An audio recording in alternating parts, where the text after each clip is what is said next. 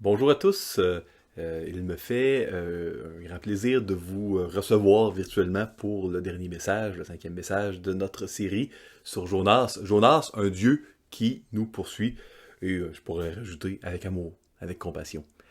Aujourd'hui, j'ai intitulé le titre de mon message biblique, de ma prédication, Quand les plans de Dieu ne sont pas nos plans.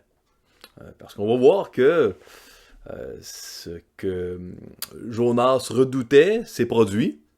Les Ninivites se sont repentis et ils ont été épargnés. Et ça ne plaisait pas à Jonas.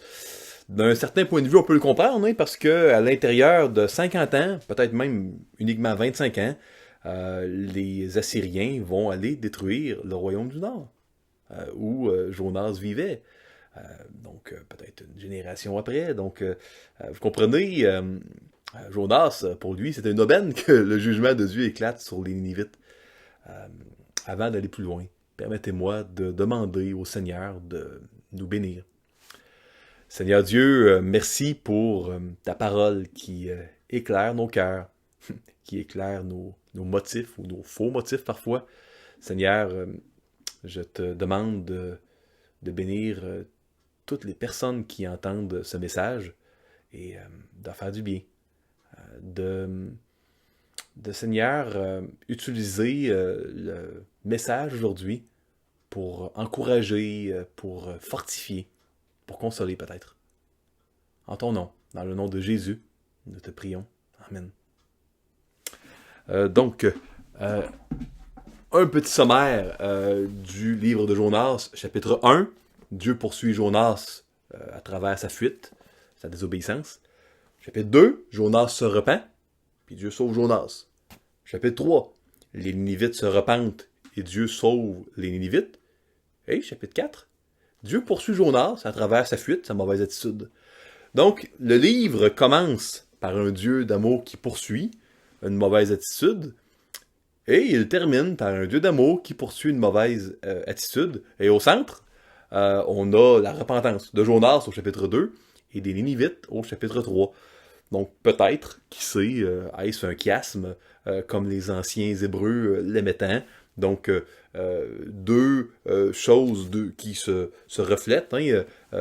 Poursuite au début et à la fin, et au centre, le punch, le cœur du livre, la repentance. La repentance qui donne accès au pardon de Dieu. Hein? Donc, lisons les versets 1 à 3. Cela déplut fort à Jonas, et il fut irrité. Il implora l'Éternel, et il dit, « Ah, Éternel, n'est-ce pas ce que je disais quand j'étais encore dans mon pays? C'est ce que je voulais prévenir en fuyant Tarsis, car je savais que tu es un Dieu compatissant et miséricordieux, lent à la colère et riche en bonté, et qui te repent du mal. Maintenant, Éternel, prends-moi donc la vie, car la mort m'est préférable à la vie. » Ça, c'est de la colère, hein? De la colère à la mort. D'ailleurs, c'est pas le mot habituel pour colère qui est utilisé ici. C'est le mot chachra en hébreu ancien, qui est une colère profonde. Une colère qui est empreinte d'un désespoir, d'un découragement. C'est profond, hein? C'est le même mot qui est utilisé dans le livre de la Genèse pour décrire la colère de Caïn quand son offrande n'a pas été acceptée par Dieu. Une colère contre Dieu qui fait que la vie n'a plus de saveur pour nous. C'est spécial. Avez-vous déjà vécu une colère de cette intensité-là envers Dieu? Dieu a permis quelque chose, ou n'a pas permis quelque chose que vous vouliez, puis vous en vouliez à Dieu, au point que la mort était une alternative acceptable pour vous. Si c'est le cas, ma prière est que le message d'aujourd'hui puisse vous faire beaucoup de bien, et puis vous amener à la repentance, vous aussi. Écoutez, on pourrait dire que cette colère-là a une saveur de dépression, de découragement, d'exaspération, définitivement. Pourquoi Jonas était-il irrité? Si jamais vous étiez juif ou juive, et que vous êtes dans la Deuxième Guerre mondiale, Et les nazis ont tué toute votre famille. Vous êtes le seul survivant. Et s'il y avait une conversion nationale des nazis, oh, quelques mois avant la fin de la guerre, donc, il demande pardon, il y a une amnistie, puis vous savez que ceux qui ont tué votre famille vont passer l'éternité avec vous dans la joie et la félicité au ciel. Est-ce que vous seriez content? Est-ce que vous seriez réjoui? La Bible dit que vraiment les anges se réjouissent quand la brebis perdue est retrouvée. Est-ce que vous seriez comme les anges dans le ciel? Et est-ce que vous seriez réjoui que les meurtriers de votre famille se convertissent? Peut-être que ce serait difficile, hein? C'est un peu ce qui se passait avec Jonas. Les gens qui étaient les ennemis jurés des Israélites et qui allaient, peut-être que Jonas le savait ou s'en doutait, allaient détruire, hein, moins de 50 ans après son peuple, se sont repentis et échappent à une destruction de l'Éternel. Vous savez, c'est difficile d'accepter parfois la volonté de Dieu quand ses plans ne sont pas nos plans. Surtout quand on oublie qu'on mérite la mort. Voyez-vous, ce qui a amené Jonas à s'irriter ainsi, oui, un manque de compassion certainement, mais il avait oublié qu'il méritait le même sort que les Nénivites, et que c'était par pure grâce qu'il avait été vomi du poisson, qu'il n'était pas mort dans les entrailles du poisson au fond des mers. Il avait oublié cela. Quand on vit une injustice, moi ça m'est arrivé, hein, ça nous arrive à tout le monde certainement de vivre des injustices. Ah, certainement on en cause et on en vit. On a les deux habituellement ici-bas sur Terre. Moi, ça m'aide beaucoup quand je vis une injustice de me rappeler que, dans le fond, quelles que soient les injustices que je vais vivre, ça n'atteindra jamais ce que je mérite vraiment, c'est-à-dire l'enfer. On mérite tous et toutes l'enfer, une désintégration qui amène une souffrance éternelle. Puis par désintégration, je ne parle pas d'annihilation, hein, parce que je crois que l'enfer, c'est pas juste qu'on est détruit, on est conscient, on souffre pour l'éternité. Moi, c'est ce que je méritais. C'est par pure grâce, à cause du pardon, que je vais être dans la joie, la félicité pour l'éternité avec Jésus au ciel. C'est par pure grâce que je suis devant vous à vous enseigner la parole de Dieu.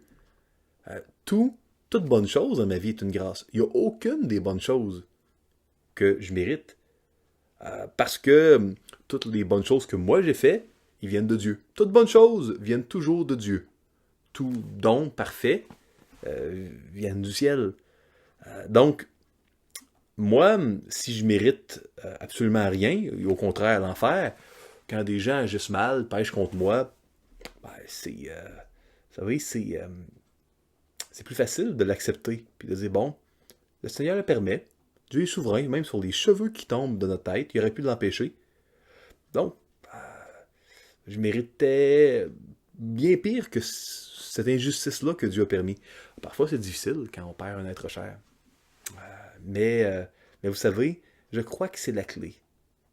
J'ai connu, pas personnellement, hein, un homme qui a vécu de graves injustices. Peut-être le connaissez-vous aussi. Cet homme, c'est Joseph, dont le récit véridique est relaté dans le livre de la Genèse, entre les chapitres 37 jusqu'à 50. Il s'est fait vendre par ses frères à des étrangers comme esclaves, accusé injustement par la femme de Potiphar, jeté en prison, après ça oublié en prison. Et il trouve la force de dire à ses frères, puis moi je trouve ça remarquable, je crois que c'est dans Genèse 44 ou 45, dans ces environs-là, soyez pas affligés de m'avoir vendu. Ce que vous avez prévu en mal, Dieu le change en bien. Il a permis ça, le Seigneur, pour que je puisse vous sauver, vous, de la famine, ainsi que l'Égypte, et puis un bon nombre de nations. Vous savez, Joseph savait que Dieu est souverain, et qu'il ne prend pas plaisir au mal, mais que ce qu'il permet, c'est pas aléatoire, c'est pas arbitraire, c'est parce que Dieu a un plan. Il faut lui faire confiance, surtout dans la souffrance. Ça n'a pas empêché Joseph de crier quand il était dans la citerne. Le livre de Osée nous dit que Joseph a crié et que ses frères étaient à côté de la citerne et ils ne l'ont pas écouté, ils n'ont pas eu de compassion. Mais Dieu a entendu lui. Dieu avait un plan de gloire. C'est important, si vous vivez de la colère contre Dieu, comme Jonas, de réaliser que cette colère-là est un symptôme d'un problème. Un problème dans votre cœur. Peut-être aviez-vous, comme Jonas, oublié ce que vous méritez vraiment. Quand on réalise ce qu'on mérite, qu'on méritait de rester dans le poisson, de ne pas être vomi, encore moins d'être prophète puis d'aller à Ninive, ben, quand on oublie tout ça, c'est plus facile de juger puis d'être légaliste, de ne pas se réjouir et puis de vouloir le mal des autres, de ne pas avoir compassion. N'oubliez pas, rappelez-vous ce que vous méritez vraiment, parce que c'est seulement ainsi que vous allez pouvoir vous rappeler de comment Dieu vous a aimé, puis de ce que ça a vraiment coûté à Jésus à la croix. Vous allez dire, hey, c'est pas très positif, hein, ce prédicateur-là, de nous dire de se rappeler de notre perdition, puis qu'on mérite l'enfer. Oui, parce que c'est ainsi que vous allez vous rappeler comment Jésus vous a aimé, ce qu'il a payé à la croix. Vous allez vous rappeler de la grandeur de la grâce. Et cette conscience-là de la grandeur de la grâce, nous en avons besoin pour avoir compassion de notre prochain, pour ne pas être rongé par la colère et l'amertume, qui parfois va frapper à notre porte quand on a oublié ce qu'on mérite. Je continue, hein, j'élabore un petit peu. Verset 4. Ça, je trouve ça délicieux. L'Éternel répondit, « Fais-tu bien de t'irriter? » C'est court, hein? Moi, je trouve ça cocasse de voir la manière dont Dieu est bon, il est patient, il est incroyablement patient. Puis il pose une question, il veut gagner Jonas, il veut le faire réfléchir. Il va pas avec un autre poisson puis une autre tempête, il essaie d'y aller le plus doucement possible. Rappelez-vous, quand Dieu permet de la souffrance, c'est de la souffrance qu'il ne pouvait pas éviter dans son plan parfait. Son plan d'amour, son plan de vie pour vous. N'oubliez jamais cela, c'est important ça. Donc, Dieu poursuit Jonas dans sa mauvaise attitude. Et là maintenant, on arrive à un passage très intéressant dans les versets 5 à 8. Lisons-le ensemble. Et Jonas sortit de la ville et s'assit à l'orient de la ville. Là, il se fit une cabane et s'y tint à l'ombre, jusqu'à ce qu'il vit ce qui arriverait dans la ville. L'Éternel, verset 6, fit croître un ricin, qui s'éleva au-dessus de Jonas pour donner de l'ombre sur sa tête, et pour lui ôter son irritation. Jonas éprouva une grande joie à cause de ce ricin. Mais le lendemain à l'aurore, Dieu fit venir un ver, qui piqua le ricin, et le ricin sécha. Au lever du soleil, Dieu fit souffler un vent chaud d'Orient, et le soleil frappa la tête de Jonas, au point qu'il tomba en défaillance. Et il demanda la mort, et dit, « La mort m'est préférable à la vie. » Donc, écoutez, ça s'arrange pas, la situation de Jonas.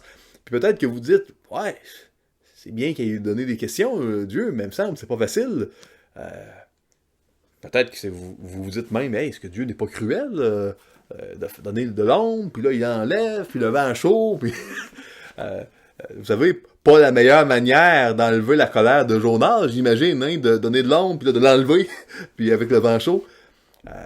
Écoutez, j'aimerais vous proposer une lecture complètement différente, et je crois complètement légitime de ces versets-là.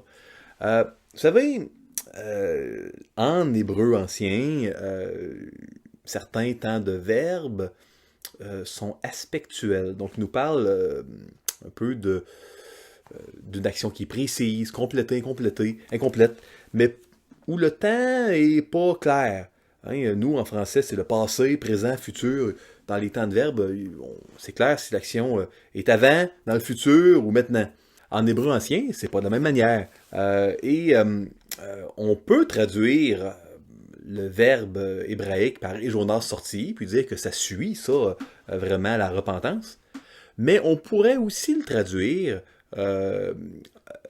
et dire que ce qui s'est passé dans les versets 1 à 4 se passe en même temps que, ou 1 à 3 en fait. On pourrait dire que 1 à 3, ça se passe en même temps que 5 à 8. D'ailleurs, je vais vous proposer deux versions en français qui le traduisent ainsi. Puis moi, je préfère cette traduction-là, qui font beaucoup plus de sens avec le texte. Donc, premièrement, la version rabbinique de Samuel Cahen, que vous pouvez acheter. Donc, je vous la lis ici. Yona, hein, on peut lui dire Jonah, le yod de Jonah, de Jonas est prononcé un peu comme un Y, donc ils ont mené une prononciation encore plus près de l'original. Yona était sorti de la ville et s'était assis à l'orient de la ville. Là, il s'était fait une cabane et s'y était assis à l'ombre, jusqu'à ce qu'il vit ce qui arriverait dans la ville. Voyez-vous? Comment il était sorti. Donc, on raconte ce qui s'est passé dans les versets 1 à 3, avec la question du verset 4, et on remet en perspective tout ça en passant maintenant du côté de Jonas. Un peu comme dans un film. Là, on dit ce que les Ninivites ont fait, puis là, time out, hein, on prend une pause, puis là, on s'en va décrire, durant la même période de temps, ce que Jonas faisait. La version Cahen n'est pas la seule en français. La version Sepharim, qui est, je crois, la version recommandée par la Société judaïque canadienne, si je ne me trompe pas, sous toute réserve, le traduit ainsi. Jonas, étant sorti de Ninive, s'était établi à l'orient de la ville. Là, il s'était dressé une cabane sous laquelle il était assis à l'ombre, dans l'attente de ce qui se passerait dans la ville. Voyez-vous, encore ici, dans cette version-là, on traduit les versets 5 à 8 comme étant le même temps que 1 à 3, mais sous une autre perspective. Puis là, on peut se dire, OK, Matthieu, intéressant, mais en quoi c'est-il aidant de dire que c'est une perspective qui est celle de Jonas, mais en même temps? Voici en quoi je crois que c'est extrêmement aidant. Vous savez, pourquoi il y a tant de place dans le chapitre 4 à un arbre ou une plante qui a poussé? Puis, bon, nous, on a le mot arbre pour des arbres et plante pour des plantes. Mais en hébreu ancien, le mot eitz peut être traduit par arbre ou par plante, c'est le même mot, qui va être traduit par l'un ou l'autre dans l'Ancien Testament. Donc, l'arbre ou la plante, on ne sait pas, c'est un ou l'autre. Moi, si j'ai un mot qui peut vouloir dire les deux, puis qu'on me parle de quelque chose qui a poussé en une nuit, je serais porté à penser que c'est probablement une plante qui donnait beaucoup d'ombre. Maintenant, Dieu, il peut faire ce qu'il veut, il pourrait faire pousser un chêne ou un arbre, n'importe quel arbre. Mais, définitivement, ça pourrait être tout à fait logique de penser que c'est une plante. Parce que, surtout si après ça n'a pas pris de temps pour qu'un ver ronge. Puis c'est quoi un ricin? Écoutez, le mot hébraïque kikayon, traduit par ricin en français, est traduit dans les différentes versions en français et en anglais par toutes sortes de noms d'arbres différents. Dans la version Darby, si vous en avez une, ça va être traduit par kikayon. Donc Darby s'est dit, bon, tant qu'à pas savoir c'est quoi, au lieu d'inventer puis de dire que c'est un ricin ou autre, on va tout simplement mettre le nom hébraïque. Puis donc, on sait pas c'est quoi. À mon opinion, je pense que c'est la chose prudente à vous dire. Puis d'ailleurs, prenez une version à une autre. Chaque traducteur de la Bible a son interprétation. On sait pas trop c'est quoi. C'est une plante ou un arbre. Probablement une plante qui a poussé. Maintenant, en quoi c'est aidant? Je vous parle encore là d'une plante, d'un arbre. C'est complètement éclairant de voir ce qui se passe si on se rappelle ce qu'un arbre, particulièrement, symbolisait dans l'Ancien Monde. Dans l'Ancien Monde, vous savez, un arbre, le bois, en fait, un arbre, une plante, le bois symbolisait le jugement de Dieu. Ça, on le voit partout dans l'Ancien Monde. Dans Genèse 41, on voit Joseph qui annonce au chef des boulangers qu'il va être suspendu à du bois. Pourtant, les Égyptiens, ils ne pratiquaient pas la pendaison. Mais si on voulait vraiment maudire quelqu'un, après l'avoir tué, on le pendait à du bois. Juge 4:4, Déborah qui rendait la justice, elle le rendait où? Sous un palmier, symbole de la justice, Deutéronome 21. Quelqu'un qui subissait la peine capitale dans l'Ancien Testament était pendu à un arbre. Maintenant, après leur mort, les Juifs non plus ne pratiquaient pas la pendaison. Mais on pendait le cadavre vraiment du mort à un arbre. C'était un objet de malédiction. D'ailleurs, ça devait être... on devait l'enlever avant la nuit. Hein. Dans 2 Samuel 18, quand Dieu condamne Absalom, qu'est-ce qui se passe? Il est mort et puis il est pris contre lui dans un arbre, un térébinthe. Écoutez, je pourrais continuer. Pour moi, ce qui est le plus criant, c'est Galates 3:13. Je vous le lis. Hein? Christ nous a rachetés de la malédiction de la loi, étant devenu malédiction pour nous, car il est écrit, maudit est quiconque est pendu au bois. Donc ici, là, il n'y a plus de doute. Paul réfère au Deutéronome, puis fait un lien avec la croix de Christ, qui évidemment est en bois, en disant que Christ a été maudit à notre place. Donc, dans l'Ancien Monde, l'arbre était un symbole de la justice. Et puis, bon, je pourrais vous parler du songe de Nebuchadnezzar. Dans le livre de Daniel, on voit les arbres à plusieurs endroits, on les voit dans Ézéchiel également. Donc, les arbres, je m'arrête ici, étaient un symbole de jugement. C'est important de le réaliser. Donc, comment, avec cette nouvelle perspective-là, de l'histoire de la cabane, là, puis de l'arbre qui a poussé, ça se passe en même temps que les Ninivites se repentent, ils étaient sous le jugement, puis ils se repentent, puis pendant ce temps-là, il y a un arbre miraculeux qui pousse rapidement, et il les défait rapidement. Comment on fait du sens avec ça? De quelle manière ça peut être cohérent? Voici de quelle manière ça peut être cohérent. Jonas annonce le jugement de Ninive. Hein, que Ninive serait complètement détruite. Puis soudainement, il y a un arbre qui pousse miraculeusement. L'arbre indique la condamnation. Donc, oui, il donne de l'ombre. Je suis certain que dans le soleil, avec le soleil dans le désert, Jonas devait beaucoup apprécier. Mais moi, je pense qu'il était très content aussi de voir la condamnation. Puis, les Ninivites se repentent. Donc là, non seulement les Ninivites, qui finalement vont venir parvenir détruire les Israélites, la génération d'après, vraisemblablement, se repentent, mais l'arbre, symbole du jugement et de la condamnation de Dieu, n'est plus nécessaire. Il est alors desséché. Puis le bonus, si je peux blaguer un peu ici, plus d'ombre pour notre ami Jonas, seulement le soleil et le vent chaud du désert. Donc, oui, je suis certain que le fait d'avoir de l'ombre et de ne plus l'avoir a été un facteur aggravant. Mais moi, si je me fie au contexte de Jonas, des 4 chapitres, hein, depuis le chapitre 1, il veut pas que les Ninivites se repentent. Il le dit d'ailleurs, que c'est ce qu'il redoutait. Donc, moi, je crois que on ne doit pas perdre de vue ici ce qu'un arbre représentait dans l'Ancien Monde. Donc moi, c'est si on doit toujours interpréter un texte d'une manière conforme à son contexte, c'est ainsi que je vous encourage à considérer, si vous le voulez bien, hein, Jonas. D'autant plus que quand on trouve qu'il y a quelque chose qui n'a pas rapport dans un chapitre, on se dit hey, c'est quoi cette histoire-là, un peu enfantin, l'histoire de l'arbre qui pousse, qui dessèche. Dites-vous que si on ne comprend pas le rapport, c'est pas parce qu'il n'y en a pas.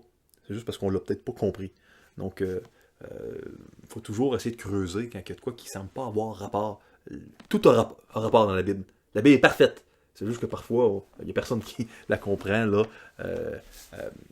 dans tous ses détails.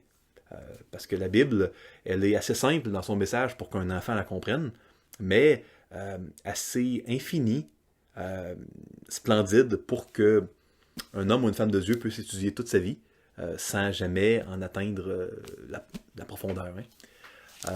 Maintenant, comment comprendre la réaction de Jonas? Bah, il se réjouissait au début du jugement de Dieu et de la protection du soleil. Puis, il est irrité parce qu'il n'y a plus de protection du soleil pour lui, plus de jugement sur Ninive, donc plus de protection contre les Assyriens à un certain point de vue. Ah, c'est difficile quand on oublie d'avoir compassion, parce qu'on a oublié ce qu'on mérite vraiment, puis parce qu'on a oublié la grâce. De se rappeler de la grâce de Dieu nous donne une force surnaturelle pour exercer la grâce envers les autres. C'est très important. C'était vrai pour Jonas, c'est vrai pour nous également. Lisons maintenant les versets 9 à 11 de Jonas 4.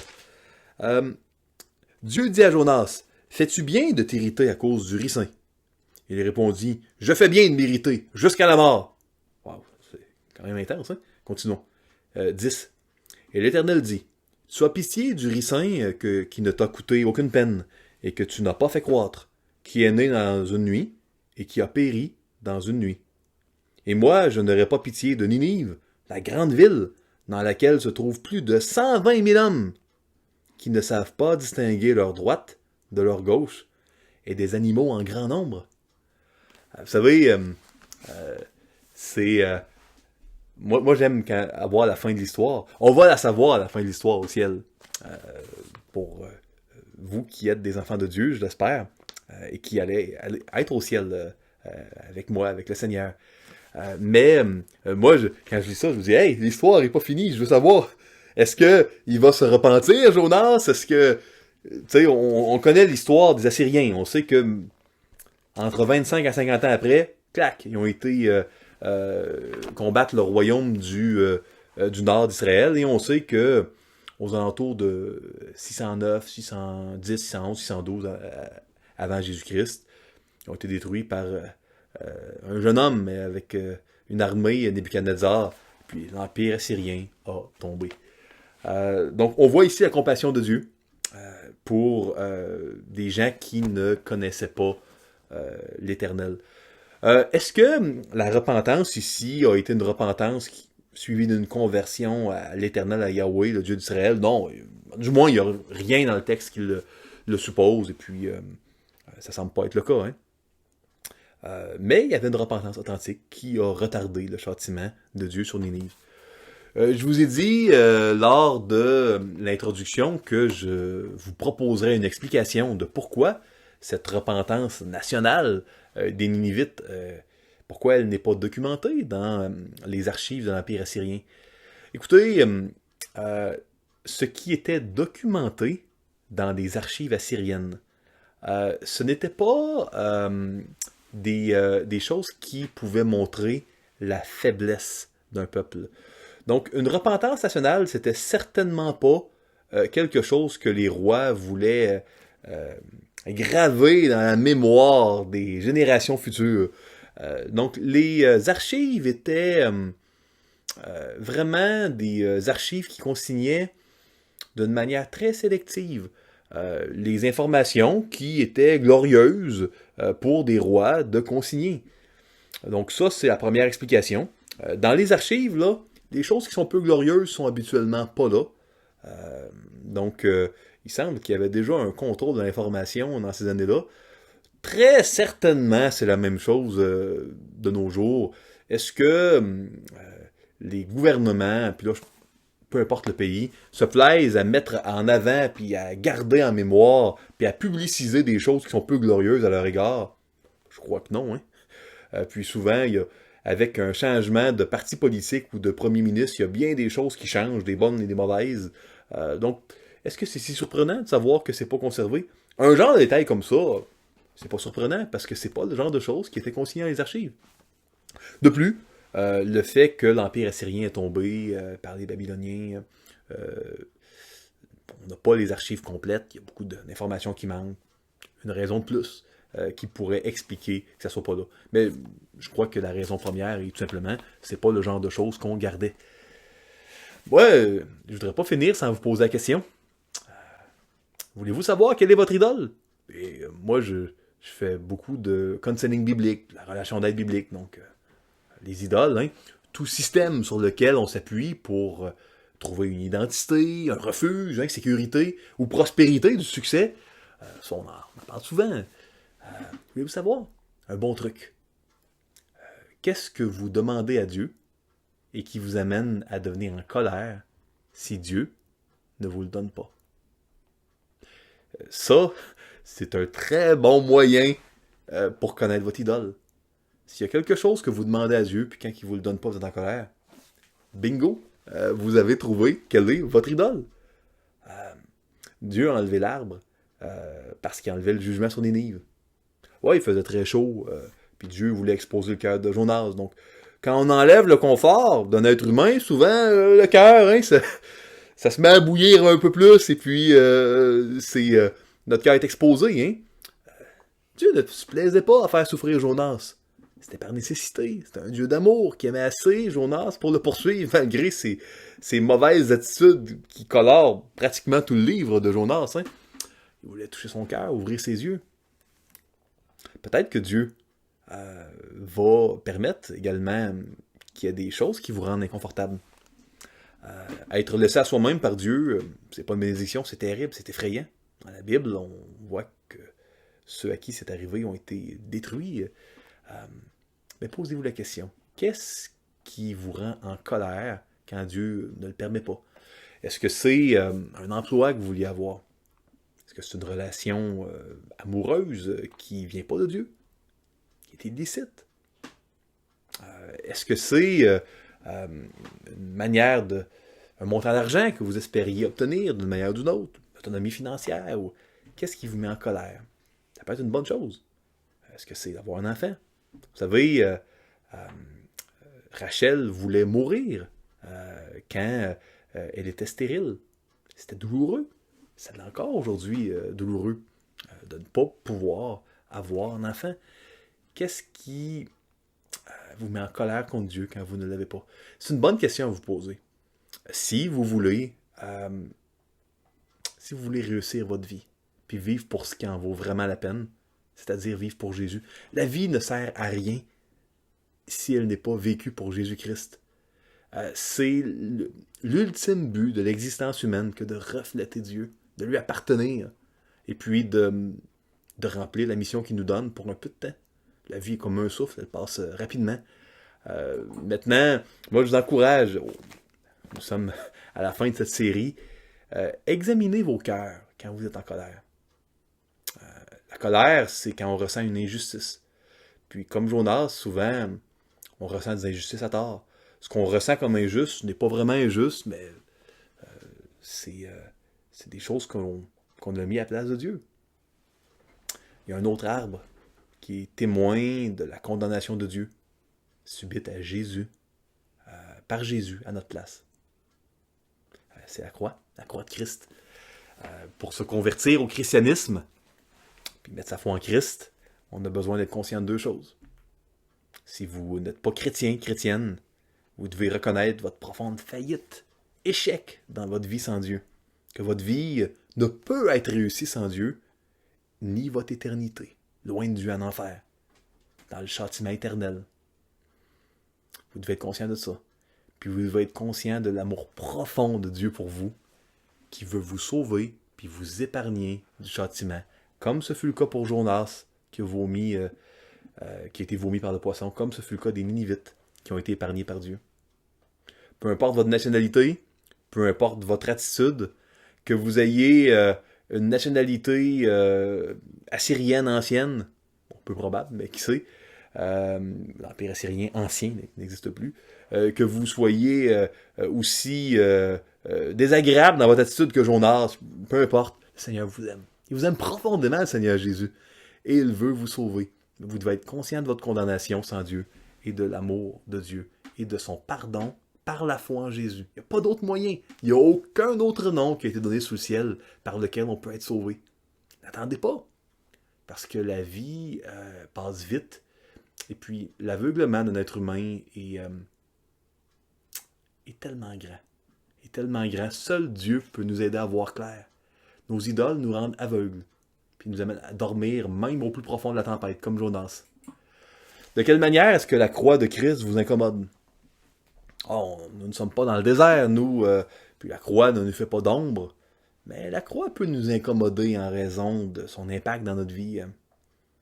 Ça veut dire que nous allons arrêter de vivre pour nous-mêmes. Et la croix nous amène à devoir prendre position, puis va nous amener à nous sentir coupables si on choisit de faire le mal. La croix va impliquer d'honorer le gouvernement, même quand ça ne nous plaît pas, d'éviter la fraude fiscale, d'éviter des relations sexuelles à l'extérieur du mariage. La croix va nous amener à vouloir vivre une vie en Église telle que Dieu l'a prescrit. C'est la volonté de Dieu pour les enfants de Dieu de vivre dans une vie communautaire. La sanctification n'est pas un projet individuel, c'est un projet collectif, communautaire. Nous sommes appelés à des standards moraux par Dieu. Puis la croix va nous rappeler avec irritation, quand nous ne respectons pas ces standards-là, pas que nous perdons notre salut, mais que nous ne sommes pas à la volonté de Dieu. Que nous sommes en train d'abandonner l'amour de l'alliance, la miséricorde, le recède, comme je le mentionnais dans Jonas chapitre 2. Posez-vous la question, de quelle manière est-ce que la croix vous incommode? Puis, si le Seigneur vous le dit, repentez-vous. Le Seigneur va vous accueillir à bras ouverts. Notre Sauveur crucifié se plaît à nous accueillir comme le Père prodigue accueille son Fils prodigue. Ça, c'est important de s'en rappeler. Et 4, il faut faire confiance à Dieu pour les mystères, mais il faut aussi apprendre à écouter sa voix. Oui, des mystères dans le livre de Jonas. Il y a plein de mystères dans la Bible. Il faut donner ça à Dieu. Mais il faut apprendre à entendre la voix. Quand on entend la voix de Dieu, il faut apprécier, puis répondre. La pire affaire à faire quand on entend la voix de Dieu, c'est de lui résister, de faire la sourde oreille, parce que ainsi on finit par ne plus l'entendre. Puis il n'y a rien de plus triste ici-bas que de ne plus être capable d'entendre la voix du Dieu tout-puissant de l'univers. Être condamné à vivre une existence où on n'entend pas Dieu, il n'y a rien de plus triste que ça. Après avoir autrefois à plusieurs reprises et de plusieurs manières parlé à nos pères par les prophètes, Dieu, dans ces derniers temps, nous a parlé par le Fils, qu'il a établi héritier de toutes choses, par lequel il a aussi créé le monde. Ça, c'est un beau verset.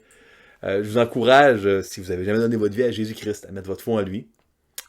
Et si vous êtes des chrétiens, chrétiennes, à faire ce que Martin Luther nous encourageait à faire il y a 500 ans, et à mener des vies chrétiennes de repentance. Attendez pas d'être dans la tempête ou dans le ventre d'un poisson. Menez des vies de repentance. Puis vous allez voir, la joie et la paix de Dieu vont vous être données de la part d'un Dieu qui est amour, qui est compassion et qui veut vous donner des bénédictions et des joies sans nombre. Que Dieu vous bénisse. Bonne fin de journée.